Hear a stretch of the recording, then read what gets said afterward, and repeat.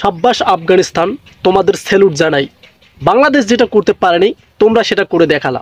অস্ট্রেলিয়ার মতো টিমকে তোমরা মাত্র 148 রানে পুঁজি দিয়ে সেই টিমটাকে 127 রানে অল আউট করতে পারলা।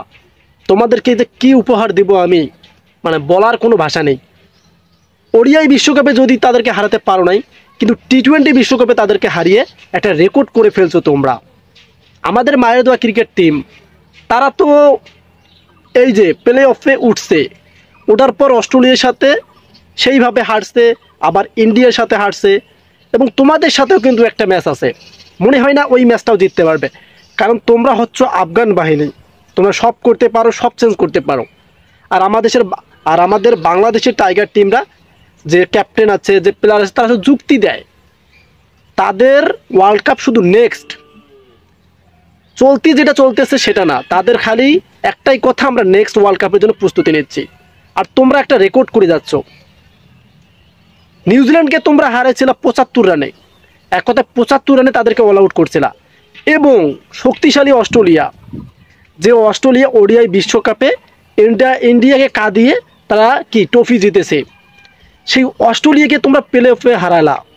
এখন কিন্তু তোমাদের কি সেমিফাইনালে যাওয়ার একটা স্বপ্ন আছে, সেটা হচ্ছে বাংলাদেশকে হারাতে হবে। আমাদের মায়ের দোয়া ক্রিকেট টিমকে যদি হারাতে পারো, তাহলে কিন্তু তোমরা কি সেমিফাইনালে উঠতে পারবে, কারণ 2টা ম্যাচ তোমরা জিতে যাচ্ছ।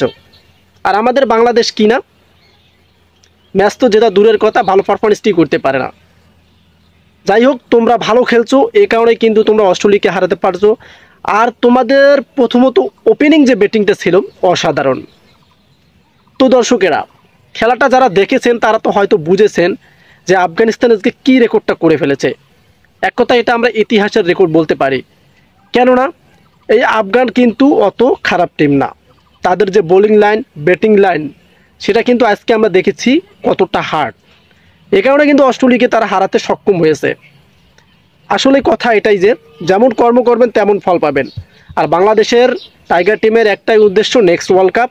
এই নেক্সট ওয়ার্ল্ড কাপ আসতে আসতে আপনারা বুড়ো হয়ে যাব, কিন্তু ওয়ার্ল্ড কাপে আর কি বাংলাদেশ ফাইনাল বা সেমিফাইনাল খেলতে পারবে না।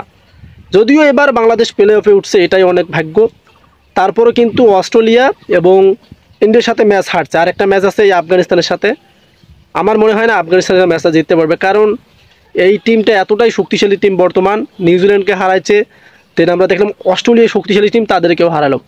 সো অবশ্যই সে কারণে শুভকামনা জানাবো আফগানিস্তানকে, যেন বাংলাদেশকে হারিয়েও সেমিফাইনালে তারা ওঠে।